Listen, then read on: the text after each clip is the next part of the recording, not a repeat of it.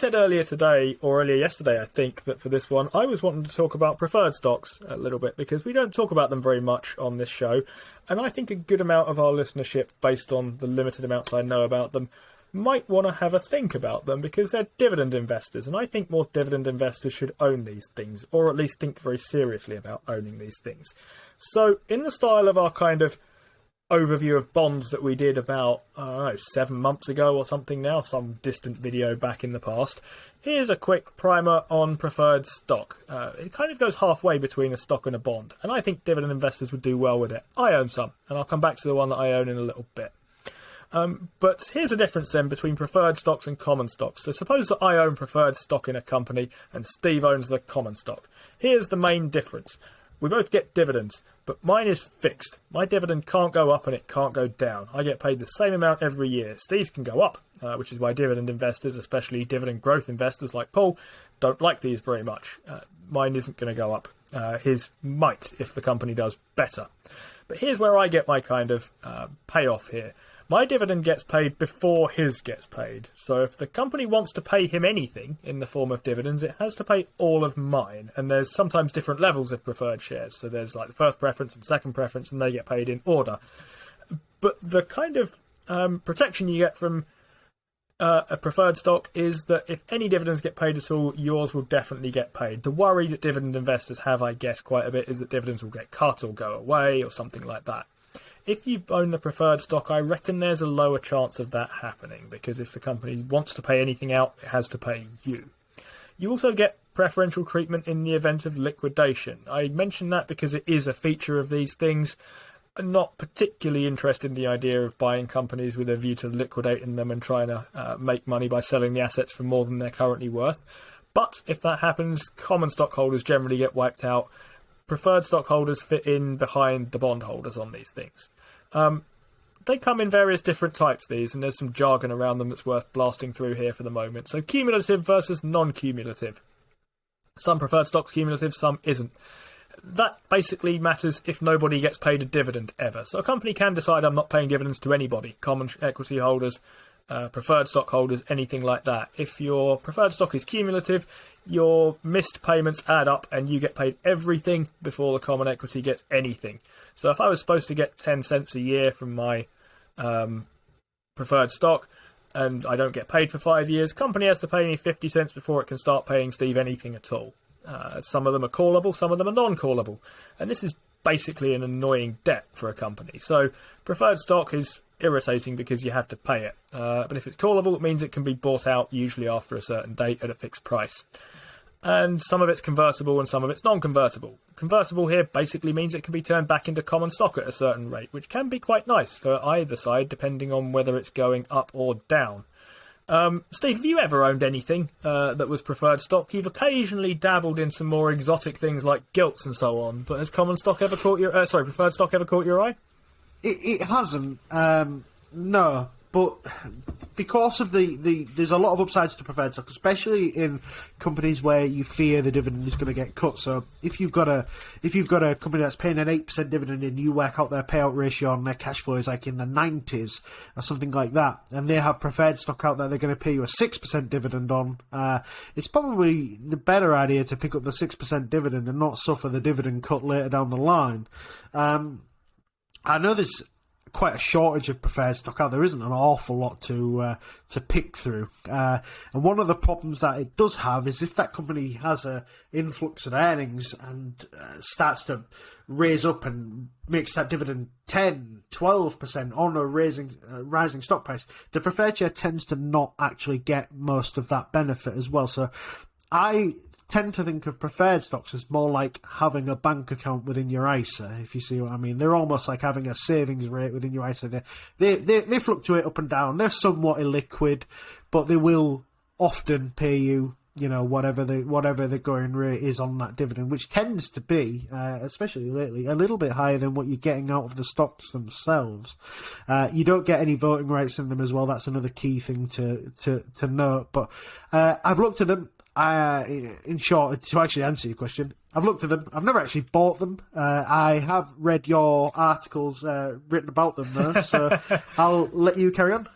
Fair enough. Yeah, I've done a little bit of scribbling on them. Mostly I've struggled to find enough words allowed in my word count to say the things I kind of wanted to talk about them. But Steve points out a number of shortcomings of these.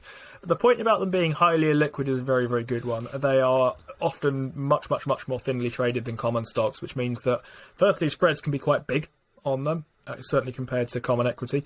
And secondly, it can be hard to sell them. So you really, really shouldn't own these if you think there is any danger that you're going to want to sell them. Steve also points out that they are kind of like, I mean, he said like having a savings account in your ISA. I think of them sort of like a bond, because realistically a company is not going to raise its kind of fixed things. These are more like a cost, more like a debt, basically. And they're not going to deliberately pay you more interest on a loan than you kind of are due. They're unlike a bond in the sense that they can go down and there is no premium guaranteed to get back again. If it was a bond, you would get your money back after a certain time. That's not guaranteed here at all. They can go down, and if they go down, you can basically be stuck in them collecting these things. But here is why I think they might be interesting at the moment. I'm expecting a recession next year. I'm expecting a recession in the UK. I'm expecting a recession in the US, which basically means I'm expecting earnings to go down quite a bit. It's been a couple of years ago now of watching people who profess to be value investors, and by their own definition they are value investors, whacking numbers fairly randomly into spreadsheets, and always the case that the most conservative number they can think of is some sort of single-digit earnings growth. It is impossible in the minds of these people, from what I can see of it, that earnings might go down at any point year over year. Well, I think that's happening, and we've seen it happen a little bit in the last couple of earnings calls in various companies, but I think we might well get more of it. And as companies' earnings go down, I suspect their dividends are going to go down as well. And if the preferred dividend is kind of close to the common equity dividend, and you don't think that common equity dividend is going to stay there, I would expect the preferred to do all right, to be honest. Because what I would expect is, look, all of a sudden a fixed this amount payout when the variable common equity dividend is going down. That can look quite attractive by comparison. People will run out of that and they run into bonds, because bonds have kind of fixed returns, but this operates kind of like a bond in that the same sort of fixed return is there. So something like BP is a good example at the moment. They have preferred stock out which says 8% on it, and you don't get 8% because it costs about £1.50 per share, so it's trading at 150% of its kind of what would be par value if it was a bond. But there's a 5.27 yield on the preferred, a 5.15 yield on the common. That, because it's BP, is basically hostage to oil prices. So if you think oil prices might tick lower, then BP might make less money, and the dividend that it's been flinging out might not be sustainable over this time, you should look carefully at that preferred stock. If you think that dividend's going to go up over time, and up a significant amount, and you like getting in dividends and want to make as much money as you can through them, you should be buying the common equity here. But I can see someone with a worldview that says, look, oil prices, there's currently a war in Russia, there's all kinds of supply shortages, oil is having a good time at the moment, and there's a kind of more impressive yield to be had from the preferred than from the common. I sort of think that might be attractive to somebody. It's not quite attractive to me because I have something different, but any thoughts on that, Steve? What would you rather own in an oil company?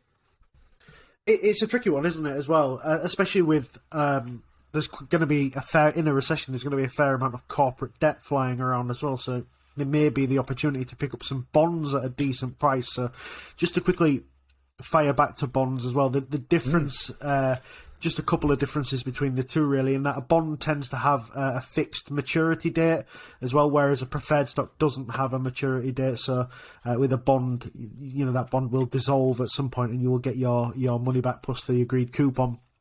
The other thing as well is that bonds they're just slightly higher than preferred stocks in terms of in a liquidation. So again, we don't advocate buying companies that are going bust, but if you do, common stock is the bottom of the ladder, preferred, bonds in that kind of order. So yeah, I guess in terms of where I think oil prices are going as well, I think we've had the lows of the lows where they were negative. You know what I mean? They were giving you money to take barrels off their hands. And I mean, I don't know about you, but I didn't see anybody filling up cars and getting 20 quid from the petrol station attendant. And I certainly didn't get any money through the letterbox from Bulb.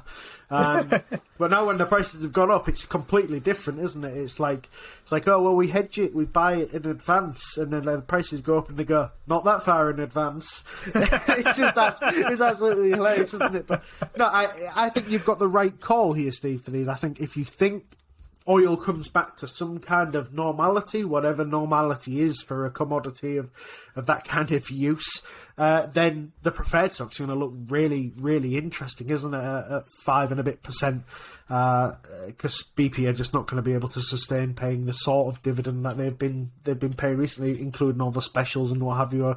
I assume they've been throwing in. So yeah, that would look really exciting. But you know, Steve and I have looked at Wise Alpha a couple of times, which, you know, if you're into looking at corporate debt, you'll see Netflix on there every week issuing a new bond for something. But I understand that Amazon are about to offer a new shelf as well of corporate debt as well, and I would imagine some of that will sneak onto Wise Alpha. They seem to get hands on all of the sort of big companies, so depending on the coupon rate of that could be a very interesting bond to pick up, Steve. I have a look at Wise Alpha occasionally, and it's got all kinds of fascinating stuff. I mean, it really ranges from like Gatwick Airport to Goldman Sachs, basically, and pretty much everything in between, one way or another. And then you get into different kind of security levels on bonds and so on, so you get kind of ranking within that. But as you know, Steve, because you are an avid reader of my stuff, apparently, you are the only one who is, and have hopefully a billion different email accounts that you can click on to sign up through things to. You'll know that BP isn't particularly a stock that I'm buying. You know my preferred, that is Aviva. It is Aviva. I tried out Paul with this a few months ago now on a Stocks for Paul thing, and he said absolutely not. And I wasn't quite sure that he'd got the hang of what I was offering here. I thought he was thinking I was trying to flog him the common stock, which I wasn't. And I put that 50% down to me not explaining it clearly enough, and 50% down to him not listening carefully enough, because I'm diplomatic like that. But here's what I like about the Aviva Preferred, or at least the Aviva 8 3/8 Cumulative Irredeemable Preference 1 shares. They currently come with a yield of about 7.5%, so your money doubles every 10 years or so if you bang it in there. So stick 10,000 in, it means you'll 8-bag in 30 years. And so 10,000 will become 80,000 over 30 years or so in this, which is, I think that's kind of okay. We were talking before, and the reason we got to this was we were saying something that will offer you a 7-ish, 6, 7, 8% yield. This is kind of in the middle of that. It's cumulative, so referring back to what I said before, if you don't get paid in year 1 or year 2 or year 3, you get paid a lot in year 4. That will slow down your ability to compound things, and be clear about that, and that will harm your returns over time. But it's not like a dividend cut where they can just take it away and it never comes back again. Or if they don't pay dividends for 30 years, I suppose it doesn't. But that seems unlikely in the case of Aviva. They'll have no shareholders left if they don't pay anything for 30 years. The big problem, Steve, there is that they could take your preferred stock and convert it to common stock, and nobody wants Aviva common stock. No, that is true. Nobody does want Aviva common stock. It's irredeemable, though, so outside of an extraordinary general meeting, this is another reason I like it. I don't want to be converted back out of my preferred stock. I'd rather they paid me 8p on every 8 and 3/8 of a p. I don't know quite how I collect that bit on every share that I own. And it's first preference, so it means that it gets paid before the higher level thing as well. So that's part of my reason for thinking there's kind of security here. I mean, if you can keep reinvesting it at that 7 and 7.5% yield, I think you can do all right here. Yeah. If you can't reinvest it at that yield because the yield is lower, that's because the price on your stuff has gone up. And that's the only thing that can shift the yield down. If the price goes lower, you get a better yield on it by buying more of it. So it does kind of catch my eye there a little bit. And to your point, no, I do not wish to be converted into Aviva common stock because, well, I feel like I'd probably have to kick myself off this show if I did that. No, you wouldn't. I'd kick you off. But yeah, so preferred shares I think might do all right in a recession. Fixed payouts are likely to look attractive to people as they become attractive relative to quote-unquote growing things that don't manage to grow. I wonder how Aviva will cope with that. Inflation is not good for insurance companies. Find out why when we finally get around to doing our episode on insurance companies.